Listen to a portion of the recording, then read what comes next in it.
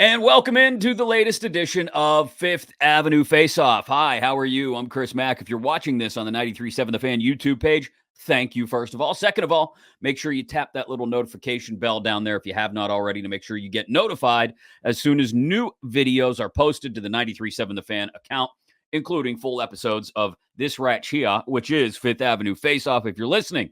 However you get your podcasts, we appreciate it and appreciate you tapping that little subscription button or follow button, whatever you got to do to make sure you get notified of new episodes as soon as they're available in whatever app you use to get your podcasts, Spotify, Google Play, SoundCloud, iTunes, or your free Odyssey app, AUDACY. Download it today and take everything with you, including, Fifth Avenue Faceoff. So the Pens lose 3-2 to the Nashville Predators on Tuesday night in overtime.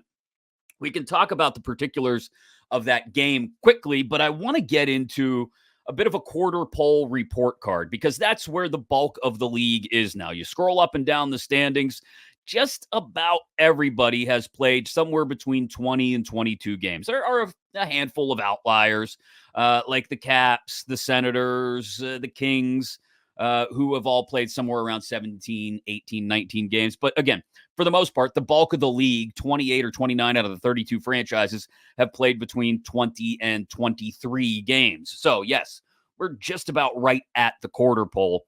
And as we look at it, the Penguins still not in playoff position, right? Bruins, Panthers, Wings, top three in the Atlantic as of Wednesday morning. Rangers, Canes, Flyers in the Metro. Talk about those aforementioned Flyers in just a couple of minutes. Leafs and Lightning, the wild cards in the East, because everybody else in the Metro is stacked up just outside of wild card position. From the Washington Capitals at 22 points all the way down to the Pens at 21 points, you've got 5 teams. Caps, Isles, Sabres, Devils, Pens. So the wild card positioning, not extremely far out of reach, but you're still not there, which is not a good thing for the Penguins right now. Western Conference, it would be different if the Pens were in the West. Let's be honest. They would be just a point out of playoff position rather than the 4 that they are now. Vegas, Vancouver, and the Kings in the Pacific. Colorado, Dallas, and Winnipeg in the Central, with St. Louis and Nashville also out of the Central, sitting in wild card position right now. That's out West. But as for, speaking of the Western Conference and the Nashville Predators, who sit in that final Western Conference playoff spot after their overtime win against the Pens, quickly talk about Tuesday night's game. Sloppy to start, or not sloppy to start. I shouldn't say sloppy. I don't think the Penguins were necessarily sloppy early on against Nashville. What I think is they just weren't as buttoned up as they should be, especially coming off some of the games that they've won recently. I think back to Saturday night against Toronto. Really well-played game by the Pens against the Toronto Maple Leafs. In that they played, what have I said now for a few weeks, what they need to do, play good old-fashioned boring hockey. And that's what they did in that 3-2 win over the Leafs. It was good old-fashioned boring hockey. Safe hockey, for lack of a better way to put it. If you've followed this podcast or followed me on Twitter at the Chris Mack for any length of time, you know that I put a lot of stock in what Jesse Marshall of The Athletic has to say. And it was interesting that when the Pens looked like they were putting things together a few weeks ago, Jesse pointed out that they were playing a different forecheck. Not just playing a different forecheck, but a decidedly different forecheck than what they've done for the past half decade, and one that was much more well-suited to what are their skills now. They are not the fastest team in the league anymore. They cannot simply forecheck other teams into oblivion and into turnover after turnover deep in their offensive zone. The Penguins have to play a little more passive on the forecheck. Let teams' mistakes come to them rather than getting too aggressive and leaving the neutral zone wide open. In fact, the Penguins should be the team using an open neutral zone in transition to attack the other way. We've seen that work many times for them this year, in particular with the addition of Erik Karlsson on the back end. They've got a phenomenal ability to not force turnovers way back deep in their own defensive zone and then have to break it out, skate it out, but to force turnovers high in their own defensive zone or in the neutral zone, and then bang, take it back the other way. Carlson, great at that. Letang, still good at that. And they have the offensive talent to do that, especially with Crosby, Gensel, and Rust, who are still playing otherworldly. Had a great night against Nashville, and Rust returned to the lineup after missing a few games. Brian Rust, that entire line continues to be really the key to the entire thing for this team. As long as that line is producing, they've got a shot, because outside of that line producing and the occasional spark from the third line, what else are you getting offensively from this team? Not enough. Evgeny Malkin did get his first goal against a goalie. Had that empty netter last week. His first goal against a tended net, I guess, for lack of a better way to put it, in Nashville. That's a good thing, but that was his first in 3 weeks, almost 3 weeks of that sort, not on an empty net. And that's because they got it in transition, right? Everybody was on the move in that play. Riley Smith with a great setup, but other than that, the second line, worst line on the ice last night. And especially in what I would call the half court, right? When set up in the offensive zone, that second line continues to struggle at even strength. And they're just not good enough often enough, especially the second line at even strength in the half court, as I'll call it, again, when they're set up in the offensive zone. This team has to make way too much happen in transition. And even the top line has had their issues in what, again, I'll call the half court. They're really the only one continuously generating offense once puck possession is sustained in the offensive zone. All that said, they've got to focus on defense first more often. They just do. They didn't do that often enough, early enough against Nashville last night, and that's why they were down 2-0 very early on. Also, more physicality in front of their own net. I'm going to point that out again. Marcus Pettersson, I'm going to go through, again, quarter poll grades for each player on the roster, each coach, and even all the way up to Kyle Dubas in just a couple of minutes. I'm going to give you a little teaser here. Marcus Pettersson's going to get a good grade. Overall, he's played very well. He's been an excellent fit with Erik Karlsson. But one thing he needs to do, and it's why he won't get a perfect grade from me, is be more physical in front of his own net.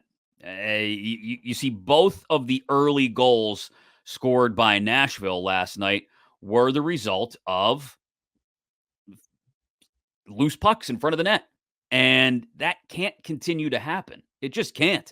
Radim Zohorna, in one of those instances, just standing right outside of his own crease, not doing anything, as a loose puck bounced off of Tristan Jarry. Jarry was screened at the time. I initially took some Jarry to task a bit for each of those two goals. The first one ended up being a deflection, so not really on him. I don't think anything you can do about it. The second one, again, a loose puck in front. Maybe you can argue about the rebound, but I won't. I'll talk about having to clear bodies out from in front of the net. I thought Jarry actually played pretty well. A couple big saves in the third period, in fact, to keep it a tie game and give the Penguins the opportunity to tie it up. But on both of those McCarron goals, there's traffic in front, and nobody's doing anything to physically eliminate that traffic, up to and including Marcus Pettersson and Big Z, Radim Zohorna, who I'm also going to give a really good grade to, but has not played physical enough, which is why he doesn't get a perfect grade. So all of that said, now Tampa on Thursday and two huge games this coming weekend. Wraps around the weekend. Saturday night at home against the Flyers, and then Monday night in Philly. A huge home-and-home series with the surprisingly good Flyers to this point, right? You want to gain playoff position on a team that people didn't think would be even in the conversation for a playoff spot? Now's the time to do it. Yep, against those Philadelphia Flyers. You want to gain ground on a team who's actually in a playoff spot right now? You do it Thursday night against the Lightning. So some opportunities for the Penguins coming up. But let's get into the quarter poll report card. And I'm going to go in order. I feel like I should have reading glasses. I do have, you know what? I've got my multicolored pen, and it's set to red so that I can mark up everybody's quiz, all their tests. Look, a whole sheet full of scribbles and numbers and colors here to give the quarter poll report card here on Fifth Avenue Faceoff. So I'm somewhat prepared. All I have here, and don't ask why I have them in the basement, is a pair of sunglasses, which is not very teacher-like of me. So I could put them over my nose like this, but they're not helping me read anything. And I don't need bifocals or cheaters anyway. So screw it. Let's just get to the grades. I will start from the bottom up. Okay. And there are a few F's that I have to give out through the first quarter of the season as the Penguins sit at 10-10 and 1 and 4 points out of a playoff spot on this Wednesday, November 29th. The F's, who do they go to? Well, I've got a defenseman, I've got a forward, and I've got an assistant coach. Let's start with the defenseman. I'll start with POJ. Pierre-Olivier Joseph, I've tried to remain a big believer in this kid's game. I've never necessarily had a problem with him not getting bigger and bulking up because he's supposed to be an offensive defenseman. He's supposed to make things happen when the puck is on his stick. We can argue, and I think it is worth arguing about whether he's been given enough opportunities by Mike Sullivan up to and including the beginning of this season. I don't think he has in the past, but he also hasn't done anything, understanding he's dinged up right now. He hasn't done much to force Sullivan's hand. When he does get opportunities, he doesn't light the world on fire. He plays as if he's, to be honest, kind of afraid, kind of scared.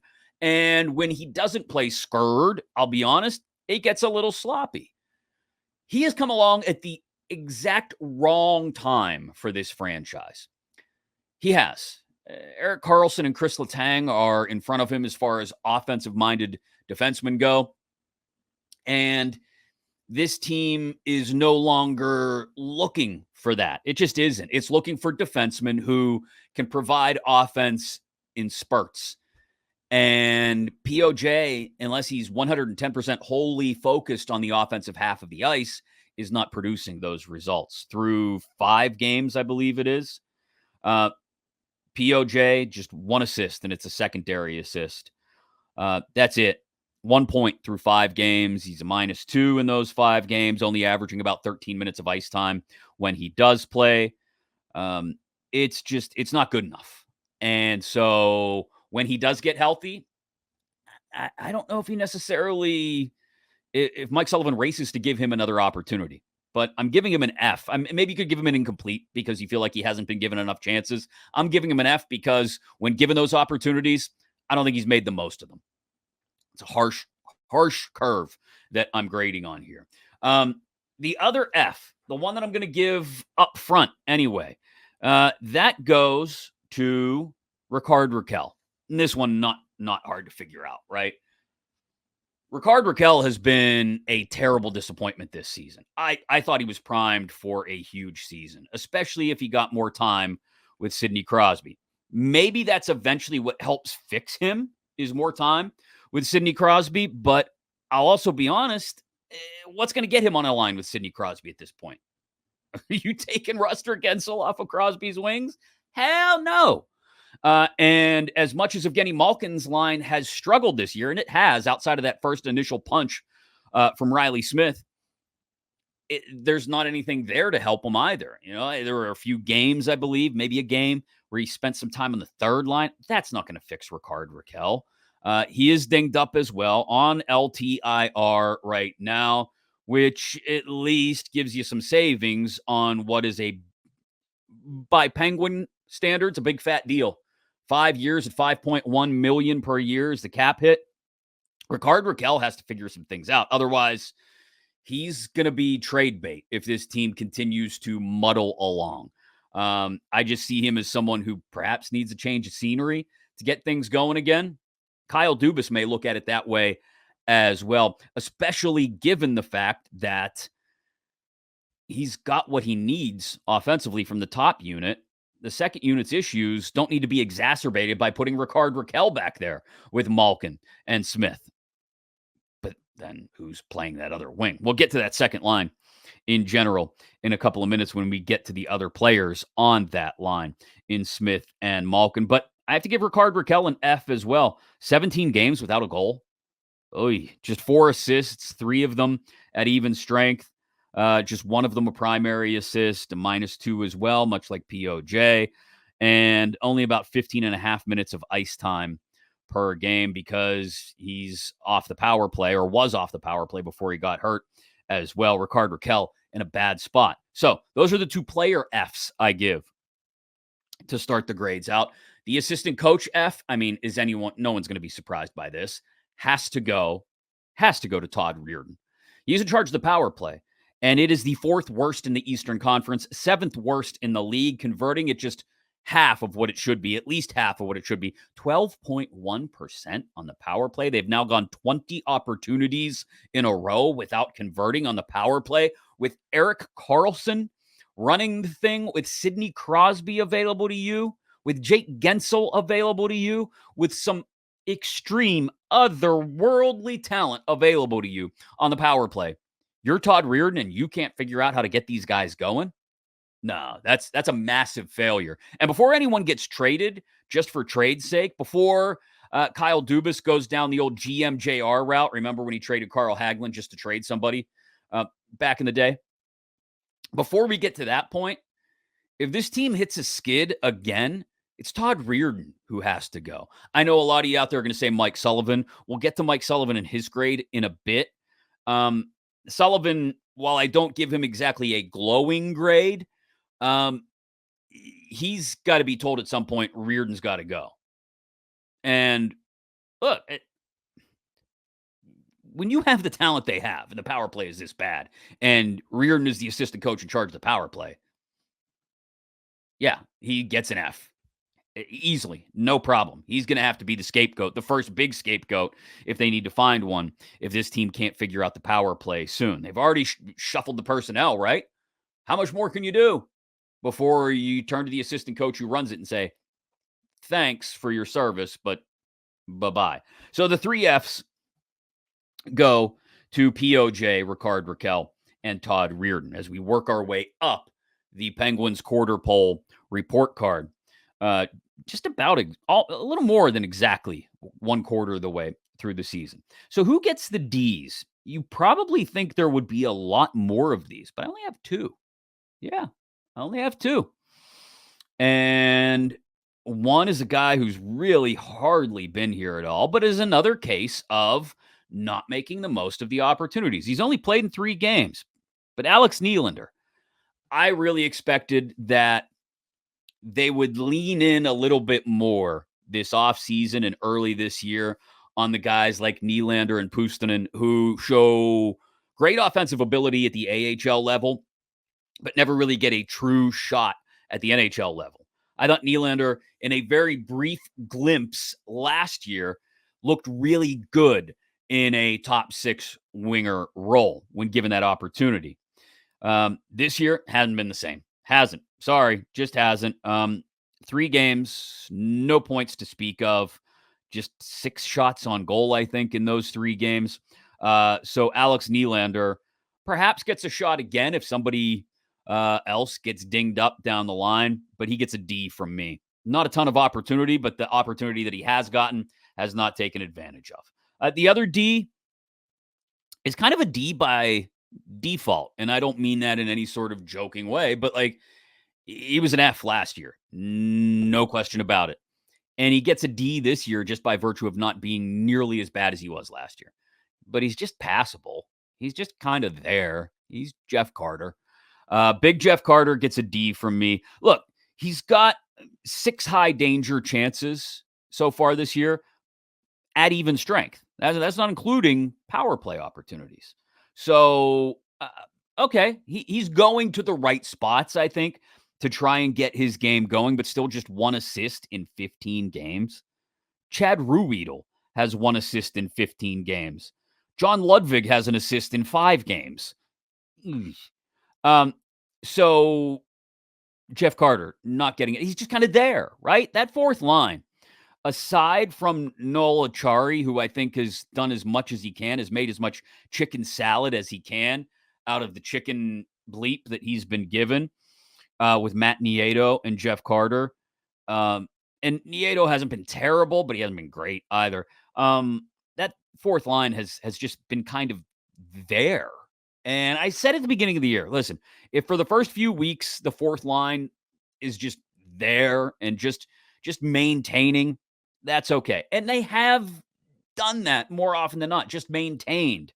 They're not a huge drag on things defensively.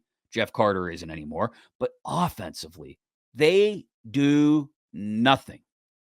I mean, nothing.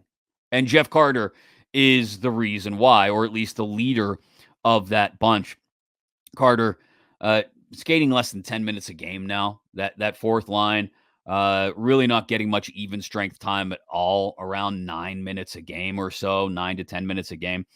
He gets the other D that I have, Jeff Carter, because he's just there. When he was out of the lineup, did you go, oh, I kind of miss Jeff Carter? No, you didn't. So on to the guys that are just barely skating by, but are about to get a call from the dean's office. The C minuses. And I have just two of these, just two C minuses. Again, towards the bottom of the roster, guys that haven't played a ton, at least in one guy's case, I should say, hasn't played a ton, but really hasn't done anything with the opportunity. I've been unimpressed with him really since the start. Sorry, it's not personal, Jansen Harkins, but in 6 games, no points, just 5 shots on goal. He's just there. And unfortunately, he's just there in more of a third line capacity when he's in the lineup, which has happened as of late with Ricard Raquel being out and Drew O'Connor being bumped up to the second line. Zahorna was bumped up to the second line for a brief amount of time. When those guys get bumped up to the third line to the second line, it creates more ice time, unfortunately, for a Jansen Harkins, who I give a C minus to because, again, he just out there floating around for 9 minutes or so every night. And this team can't have any floaters. It just can't. This team has to have everyone playing at their B plus or better game for them to overcome what really, to get back to the Nashville game just briefly, what really was the main issue, which was terrible officiating. And I'm not trying to excuse a loss, a road loss, especially away to officiating. That's bad officiating. And I'm even willing to excuse the Ryan O'Reilly non-call for interference on Sidney Crosby in overtime. I'll even excuse that. It was more just about the tone, tenor, and pace of the game that the officials seemed to want to try and control, but didn't know how to. That was bad officiating in Nashville on Tuesday night. Sorry. There is a history of that guy in particular, the lead official, Kyle Raymond, whatever. Just doing a terrible job of controlling the tone, tenor, and pace of games, letting things get too far out of control before he finally tries to reel them back in, or doing the exact opposite, trying prematurely to reel things in when they haven't yet gotten out of control. He's not good. Kyle Raymond's a bad referee. Anyway, that's not the reason the Penguins lost, but it's proof positive that when this team has something not go exactly right or just as they need it to, when they don't get near perfection from all aspects of the game, they're going to have a hard time winning. That's just, and that includes officiating sometimes. We've seen that with goaltending. We've seen that with the second line. Anyway, again, my point is this team can't have any passengers, right? Everybody's got to be an active participant. It's like one of those tandem bikes. You ever see one of those things? Speaking again of Nashville, they're huge in Nashville. The, what do they call them? Not pedicab, but the traveling bars, right? Like they're huge for bachelorette parties in Nashville, right? You get and they have them in Pittsburgh too. But you get 10 or 12 people and they're all pedaling a bike, right? While they serve you beers. And it's all well and good until you notice that like Carol down on the far end, she ain't pedaling at all. Her feet are just kind of riding along with the pedals, right? Just not really doing much. She's fake pedaling. That's Jansen Harkins. He's a fake peddler. He doesn't add anything to this team. He gets a C minus. I just spent way too much time trying to explain a grade for Jansen freaking Harkins. The other C minus, Chad Ruedel. The definition of a guy who gets too much playing time. I think we're starting to get away from that. 15 games for Ruedel this year and no giveaways. Golf clap. But which I guess, as a third pairing defenseman, that's a good thing. No giveaways. But there's literally no creation in his game. There is none. It is all about hanging on and surviving for the next shift. Don't screw up, Chad. Don't screw up, Chad. Oh, you screwed up because you're Chad Ruido. He's a C- for me. He literally has no impact on the game. He is, if you remember the monologue from The Hangover Part 2, I believe it was. I think it's The Hangover Part 2, the one where they're in Thailand, right? And Stu, Ed Helms from The Office, is getting married to his wife in Thailand, and his wife's family is very strict, and the future father-in-law is very exacting, right? Wants his daughter to not marry Stu, who he just sees as just bleh, this bland, old, shapeless, boring, agreeable blob, and he likens him to choke, which is what they feed old people over there when they have no teeth left and they can't eat anything else. Stu is choke. Um, that's Chad Ruedel. Go look up the scene. Chad Ruedel is choke. And he gets a C- from me. So let's move on to the C's now as we go out through the Penguins quarter pole grades here on Fifth Avenue Faceoff. Chris Mack with you. And I have just 2 straight C's before I get to the C pluses. The straight C's that I have are Matt Nieto, who I mentioned earlier. Again, I thought he would provide a lot more spark, a lot more physicality, a lot more energy. It's in there. I know it is. I've seen him do it for other teams. But we're not seeing it right now from Matt Nieto. Again, maybe it's a matter of you can only do so much when you're being dragged down by Jeff Carter as a line mate. But he's also playing with Noel Acciari a good bit. Nieto should be able to provide more of that spark. I would think he and Acciari would sort of feed off of one another in that regard. But in 21 games, just a single goal for Nieto, 2 assists.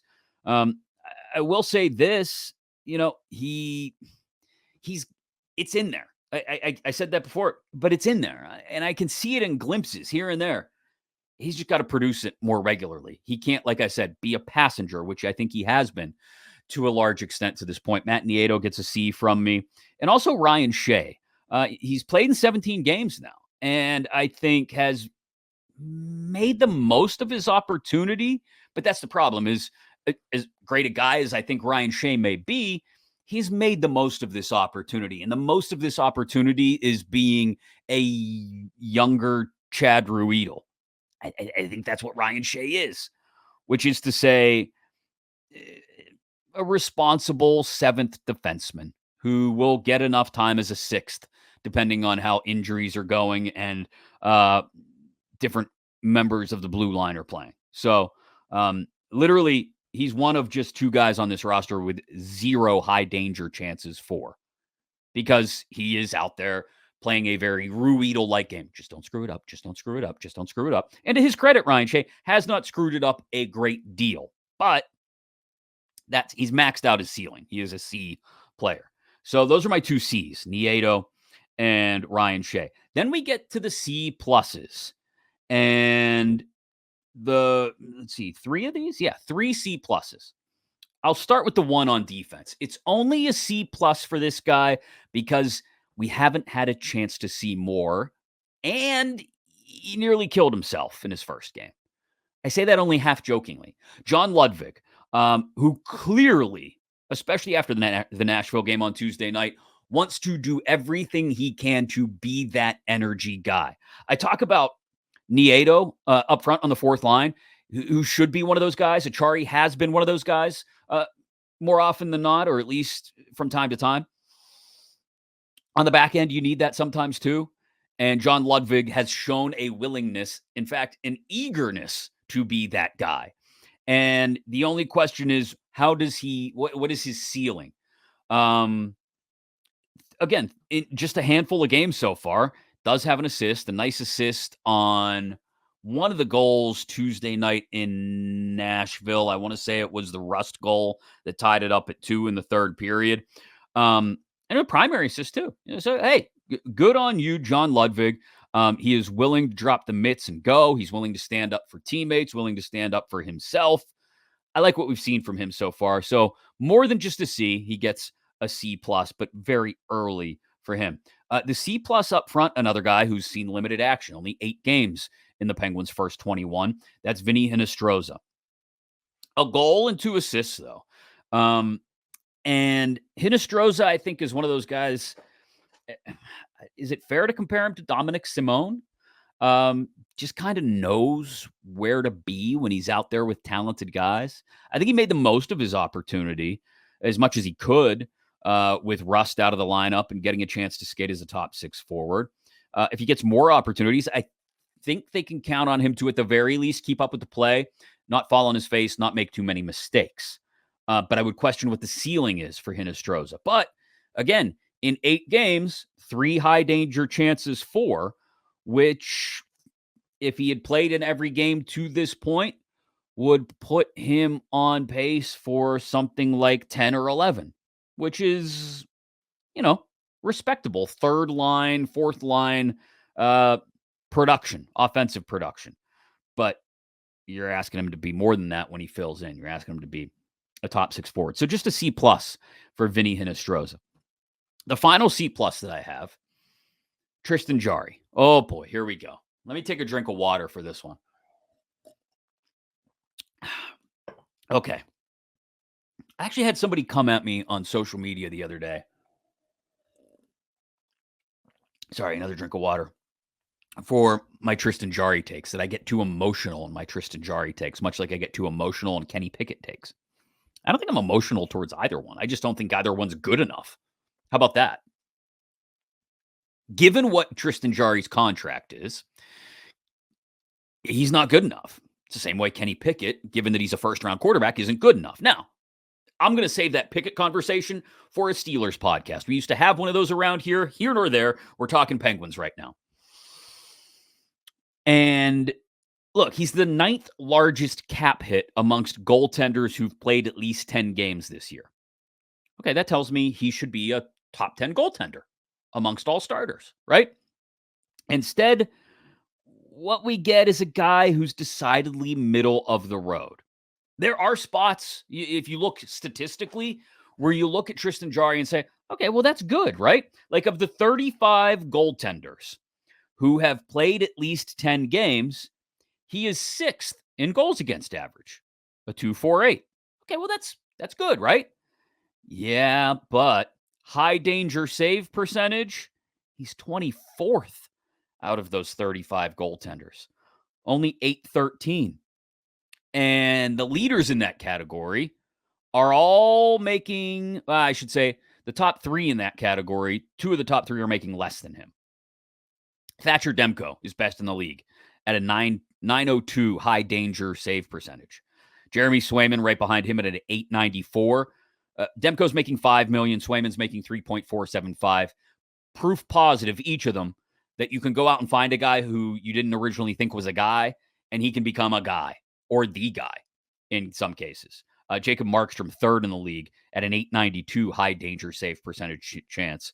He's making $6 million. So just a little bit more than Jarry's 5.375 number that you are locked into for the next 5 years, including this season. And that's the problem with me for Tristan Jarry. Maybe this should reflect more on Kyle Dubas's grade, but Jarry getting that deal and really only playing middle-of-the-road hockey. I know he leads the league with 3 shutouts. I would credit the guys in front of him for those as much as he, but he also may lead the league. I'd have to look this number up. I should have. In multi-goal leads blown. That's a good question. We'll have to look that one up. Perhaps someone listening to this can do so and tell me on Twitter at @TheChrisMac if that's the case or not. But he's decidedly middle of the road. Save percentage of the 35 goaltenders I mentioned with at least 10 games played to this point in the season, 916. That's 11th. He's middle of the road. And for a guy with that contract who knows that he has to be better, who has had all-star type performances in the past, and knows that that's what's necessary given how this team is composed and comprised and put together, C plus isn't good enough. His numbers aren't good enough to get any better than a C plus.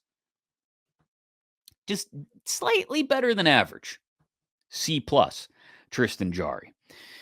All right, on to the B minuses as we count up to the best grades on the Penguins quarter poll report card here on Fifth Avenue Faceoff. I'm going to roll through the B minuses, of which I have 4, I think it is. 1 coach and 3 players. And I'll start a little lower on the depth chart with Noel Acciari. Noel Acciari gets a B minus. Better than average, right? In 21 games, he's got a pair of goals and an assist, all at even strength, 10 high danger chances in those 21 games, and I think has played a pretty even-handed game. By even-handed, I mean the ice never feels like it's tilted in the wrong direction for too long when Acciari is on the ice. Plus, he's carrying the albatross of Jeff Carter on his wing more often than not. He's blocked more shots than he's taken. Okay, I like that. 27 blocks, 25 shots on goal. 15 of those blocks have come at even strength, which means the other 12 have come on the kill. He has been one of the keys when we get to B pluses. We'll talk about the penalty kill, but he has been one of the keys to this penalty kill being much better than it was last year. Maybe it's coaching. Maybe it's personnel. I tend to lean a little bit more towards personnel, but we'll get to the penalty kill and how that affects the grades of some people in particular more in just a couple of minutes. Noel Acciari gets a B minus for me. Carrying about a 52% rate in the faceoff circle as well, which is third best out of the 4 starting centers on this team. Only Malkin is the lone center sub 500 on faceoffs to this point in the season. So I'll give Noel Acciari a B minus. He's on a reasonable deal, just $2 million a year for this year and next. Yeah, B minus. I have a couple of B minuses up front, and they're on the same line. Riley Smith and Evgeny Malkin. Okay, bear with me on Malkin here because some people are going to... B minus is not going to make anybody happy. That grade for him. I'll get to him in a second. Riley Smith started off the season with a bang, right? Looked fantastic. It's a short deal he's on, right? He's only got 2 years left on it, including this season at $5 million a year, which is a pretty good rate for a top 6 winger, right? He's got 18, high danger chances. About in line with what he should have given the line that he's playing on, right? 18 high danger chances at even strength, I should say. He's got 6 goals, 7 assists. 5 of those goals, 4 of those assists coming at even strength.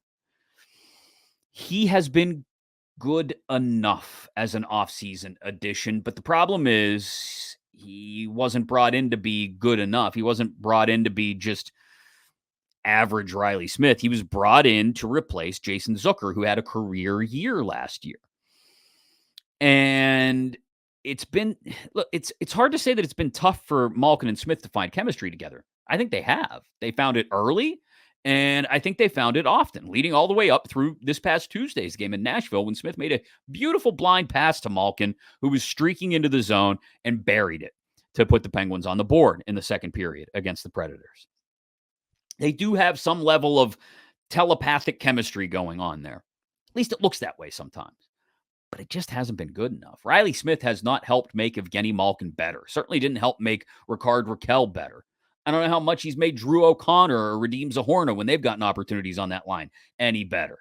And that's the problem. Riley Smith was supposed to come in and be that spark plug, that energy that especially Malkin needed, that Zucker provided last year, and he hasn't been that. So has he been good enough? Yeah, I guess. But not much better than average. B minus for me with Riley Smith. Evgeny Malkin is the other B minus before I get to the coach who's a B minus. Malkin, 18 high danger chances, much like Riley Smith, like I said, which needs to be more. Given the way the first line is producing, the second line has been abysmal in its offensive production. I know. Malkin's got 10 goals and 9 assists. 19 points is good for third on the team. And I think all but 2 of the goals have come at even strength. Empty netter in there, at least one empty netter in there. So we can question how valuable that is. The other problem is Malkin has given the puck away like nobody else on this team. He leads the team in both even strength and all strength giveaways.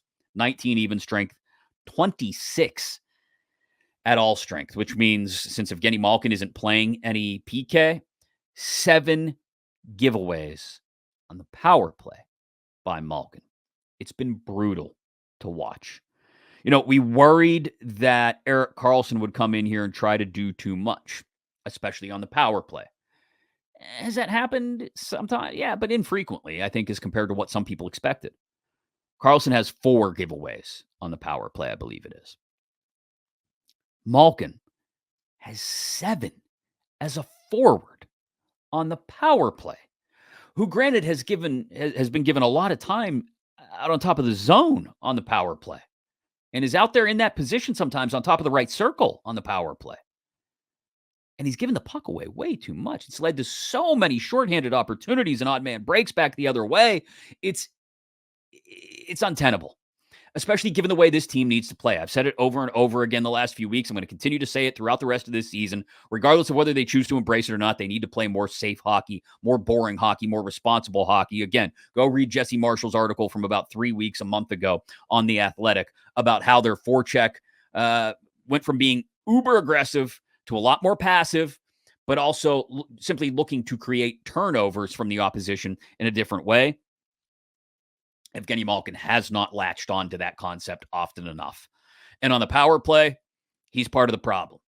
Now, that led to a revamping of the power play, but I don't know if it's led to any change in Malkin's play. I love Evgeny Malkin, too. I love the emotion in his game. It's great. It's why he leads the team in penalty minutes with 18, but also has drawn more penalties than anybody else on this team. He's drawn 12 penalties, 10 of them at even strength. That means 10 times Evgeny Malkin has created a power play for this team. The problem is when they get on the power play, he forgets what he's supposed to be doing, and he reverts back to what he did for so many years when his skills and his talents were just naturally that much better than everyone else on the ice, and they have devolved over the last few years. They have, whether he cares to admit it or we care to see it or not, they have. His decision-making process needs to catch up with where his skills have fallen to. Otherwise, he's going to continue to lead the team in giveaways. He's going to continue to lead the team in penalty minutes, and no matter how many he's drawing, is not going to make up for it when he actually gets power play time. Evgeny Malkin is still one of the, I'm not going to question his legacy as a Pittsburgh Penguin. Still one of the all-time greats. But right now, as he's currently playing through the first quarter of this season, this is probably too nice of a grade, to be honest. I give him a B-. Should probably be a little bit lower. Should probably be more like a C. But I'll go B- for now with Malkin. The other B- that I have is in the front office and behind the bench. Going to take another sip of water now because we need to talk about this. Mike Sullivan. And it's why this team gets probably as an organization so far this year, a C as a team through the first quarter of the season. Mike Sullivan gets a B- because I got to ask, when do the changes come? When do you get guys to buy in for more than 3 or 4 games at a time? When does it happen? When do you get guys to buy in for 3 or 4 games and then before a loss, before an ugly performance, walk into that room, and maybe he's doing this already and I shouldn't question him, but I don't know. When do you walk in the middle of a 4-game winning streak and say, hey, let's play tonight like we just lost 4 in a row? And what do I mean by that? Let's play as tight a game as we can. Let's play safe, responsible, boring hockey. Defense first, high on the forecheck. Don't go chasing pucks in the offensive zone. Unless you're the first man in, and even then, please don't go below the circles unless there is a loose puck and whoever was playing it has fallen down and can't get up. When does he convince these guys that that's the way to win? I know he sees it now.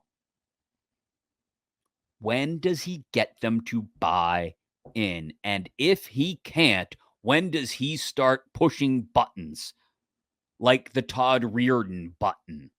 That's got to be Mike Sullivan's call. It's a whole lot different than if it's Kyle Dubas's call. Mike Sullivan has to go to Kyle Dubas and say, hey, Kyle, I like Todd. Good dude. He's helped with the power play in the past, but he's not getting the most out of him. Got to go. When does that happen?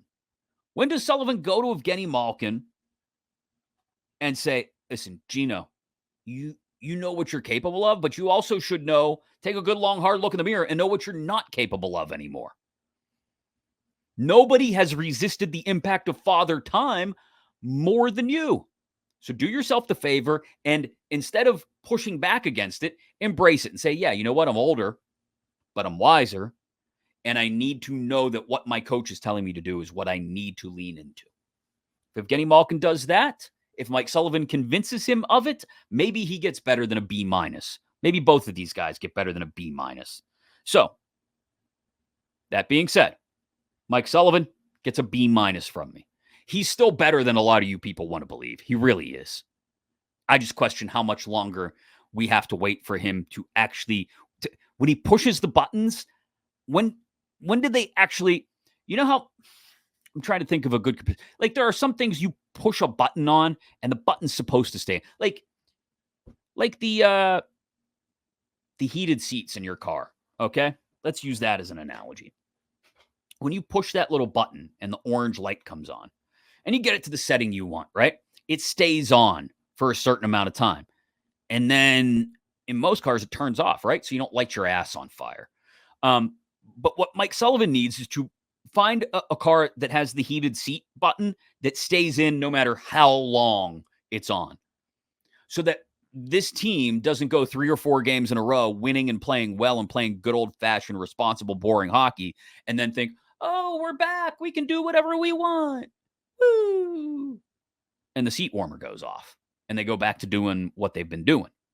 No, he needs to push that button and it needs to stay in, stay pushed without him having to hold his. And you know what? If he has to hold his thumb down on it, then hold your thumb down on it, Sully. That's why you're here. He gets a B- for me. Okay, on to the B's now. And I have, let's see, two forwards and a few members of the front office / coaching staff. So I'll start with actually one forward and one defenseman. Sorry. The defenseman is Ryan Graves. Graves has done a great job, I think, of playing with Chris Letang. I think they found some chemistry. But a lot of that is more due to Chris Letang having a great year to start this season. I really think he has. Ryan Graves, though, I'll say this, has been there. He's a shot blocker, leads the team in blocked shots, both at even strength and all strength. 10 shots on the penalty kill, I think. And he has as many blocked shots just at even strength as he has shots on goal at all strength, 32. So a really good, smart game played by Ryan Graves more often than not. I'd like to see a little bit more physicality, but that can be dangerous when you're out there with Letang if Letang starts to want to run around a bit. But Graves has been, I think, a good partner for Letang to this point. And so Ryan Graves, I give a B to. The other B amongst skaters, Erik Karlsson. And you say, wow, you just talked about how great he's been. He's been great. He has. But for a $10 million a year guy, Erik Karlsson's got to be better. He does. He does. Look, I'm not here to argue that Karlsson is not good. Karlsson's great, in fact. Karlsson, 6 goals, 12 assists through the first 21 games. His 14 even strength points are 5th best amongst defensemen in the league.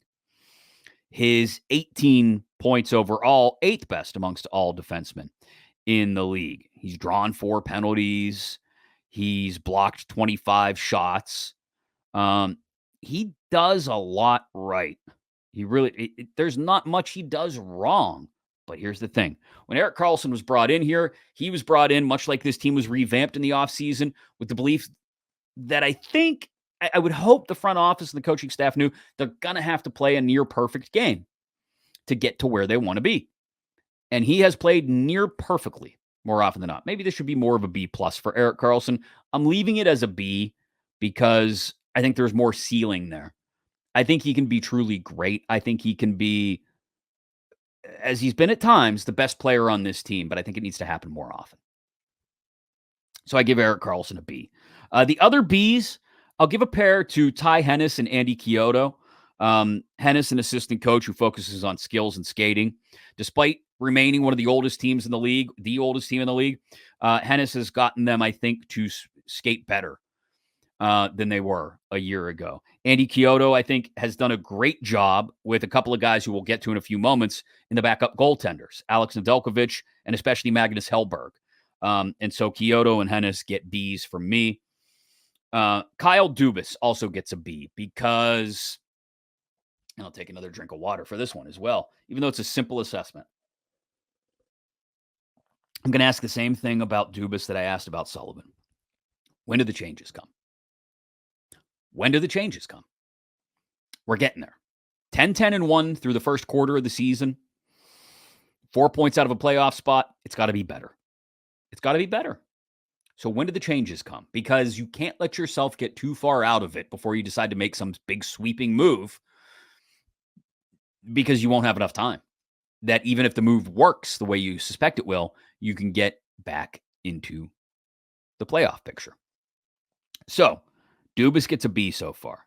Plus some of those offseason moves, the contract to Jari, some of the depth pieces that he decided to keep around or bring in have not been quite what I expected. Now, on the other hand, we're going to get to some of the letter A grades here in a moment. They are the reason Dubas has a B, despite the organization and the team as a whole being a C at this point, a quarter of the way through the year. On now, by the way, to the B pluses. And I've got, let's see, 2 up front. Yep, 2 up front and 1 on the coaching staff. Let's keep it on the coaching staff for just a moment. Mike Vellucci gets a B plus, despite everyone else on the coaching staff being in the B minus range, aside from Todd Reardon's F, because the penalty kill, and again, maybe it's based mostly on personnel and bringing in Achari and Eller, getting Rust back on the PK more often. But the penalty kill's 3rd best in the Eastern Conference, 6th best in the NHL, 86.4%. Vellucci runs the PK. I'll let him have some of the shine for that. I give him a B plus. The other B pluses, I mentioned depth guys, Zohorna and O'Connor, the EZO line, as I call it. And we'll get to Eller in just a minute in the E of the EZO, but Zohorna and O'Connor, the Z and the O on that 3rd line, the EZO line. Both B pluses for me. They've both been responsible with the puck. They've both created a lot more offense than I think any of us ever thought the 3rd line would be able to produce. Zohorna, 16 high danger chances. O'Connor, 18 high danger chances. O'Connor's 18, by the way, as many as Malkin and Riley Smith, both. O'Connor, a goal and 4 assists through 21 games. Zohorna, for whatever reason, wasn't on the opening night roster, was brought up pretty quickly afterward, has 6 points, 3 goals, 3 assists in 17 games, all of them at even strength. Even though they did start to inject them into the power play a little bit last week, and I'd still like to see more of that. The problem is Zohorna is not nearly as physical as his size would indicate, especially in front of the net. And that's my only gripe with Zohorna. That's it. Got to be more physical back in front of your own crease. I know you're not playing center. I know you're not necessarily supposed to be in that spot, but if you end up in that spot, clean somebody out. If you take a penalty, oh well, you take a penalty. You've only taken 3 to this point in the year. I'll be willing to let you eat another one here and there to clean somebody out. But I really like what we've seen from Zohorna. B plus. O'Connor, same thing. B plus. Speed kills, baby. And O'Connor can skate. And he has that perfect. I think he's not finally, like he's been here forever, but he's really starting to hit on understanding how to play the way Sullivan wants this team to play. If the older veteran guys, as much trouble as they're having understanding and sticking with the way Sullivan wants them to play, O'Connor is just soaking it up like a sponge, like a younger player should, and making the most of it. So O'Connor and Zohorna both get B pluses from me, which brings me to the A minus. Just 1 A minus on this team. And it's Marcus Pettersson. has fit in perfectly with Erik Karlsson. But I said it earlier, saw it Tuesday night in Nashville, has to be more physical, just has to be. Only 5 giveaways so far this year. Only 2 high danger chances for, but that's not what he's out there for. He's out there to play defense alongside Erik Karlsson, and he's done a great job of it, in my opinion. A plus 11, which is tied with Rust and Crosby for the team lead. I know plus minus isn't everything, but he also, this is what I don't understand. He will get physical enough to stand in front of pucks. He has blocked 34 shots. 34 shots. He's put just 22 on net. He's averaging almost 22 minutes a game. Pettersson has been very good, but he's got to show that willingness, that physicality to take someone out in front of the net as much as he's willing to absorb rubber via opposing shots. So I'll give Marcus Pettersson an A minus. Still a little bit more to go. A's now, okay? And I'll start. I got two A's, a forward and a defenseman each, and 2 goaltenders. The goaltenders, the backups, Nedeljkovic and Hellberg. Nedeljkovic, 6th amongst all goalies with 4 or more appearances with a 226 goals against average. And amongst all goalies with 4 or more appearances, he's got the best save percentage in the league, 937. Alex Nedeljkovic should be playing more. It's that simple. He should be nearly splitting time with Jari. He's not. He's only played in 4 games. Part of that was injury. I get it. We need to see a lot more of him in December and January and beyond, maybe. But Nedeljkovic has done a great job. He gets an A from me. Also, he's got a shutout to his name, too. Magnus Hellberg, limited amount of time, like basically 2 games worth of time between the pipes. 1 start, 3 appearances. A 2.50 goals against average isn't great. 922 save percentage is all right. And just good enough. Like for a third goaltender, I'll take that. He gets an A for me because I'd like to see a whole lot more from him too. Unfortunately, it requires injury to see more from him, but I'm okay seeing more from him if we have to. I just huge guy and has made some improvements in the offseason. Again, credit to Andy Chiodo for helping there. Magnus Hellberg, he gets an A. The other A's. Lars Eller up front gets an A. He has been much more than I expected in anchoring that third line between Zahorna and O'Connor. Lars Eller, just 6 giveaways at even strength this year. He has been clutch to that penalty kill, has been huge for the penalty kill. Talk about blocking shots. He's been up near the top in that as well, averaging 14 and a half minutes of ice time. Eller's been crucial to, again, that third line finding the success that it has and knowing when to go after it and when to pull back, how to play the system that Sullivan wants them to play. It's no coincidence that Eller, Zahorna, and O'Connor, all 3 are guys who didn't play a ton at the NHL level last year for the Penguins, I should say. Didn't play a ton for the Penguins at the NHL level last year. And therefore, with a line of all 3 guys like that, have been the ones most likely to attune themselves to what Sullivan wants now, especially on the forecheck. It's gone really well for Eller. 16 high danger chances generated for as well. The other A, back on the blue line, Chris Letang, having a great year. The only thing that keeps him from being an A+ are the dozen giveaways that he's contributed, but that's better than years past. It really is.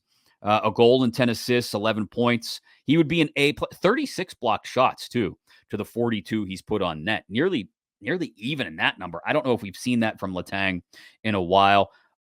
Almost 25 minutes of ice time a game. He leads the team in ice. He's done a little bit of everything. I think it's arguably the best year of Chris Letang's career, even if the offensive point production would not tell you so. He gets an A as well, which brings us to the A pluses and the only 3 guys left to talk about. There should be an award, and I'm going to campaign for this more later in the season if they continue to play like this, for the best line in hockey. We have metrics and things to measure that now. So let's measure it. And even if we don't want to get into advanced metrics and go into natural stat trick and all that, let's just do it with some simple, raw numbers. Jake Gensel, Brian Rust, and Sidney Crosby. High danger chances generated for each of them. Rust, 32. Gensel, 31. Crosby, 28. They are 11th, 12th, and 14th in the league. No one else, no other team, let alone a single forward line, has 3 people in the top 15 in high danger chances generated. Where else are they near the top? Well, let's talk about even strength scoring. Even strength goals, Crosby is tied for the league lead with 11. Rust right behind him with 10. He is 4th in the NHL. Even strength points.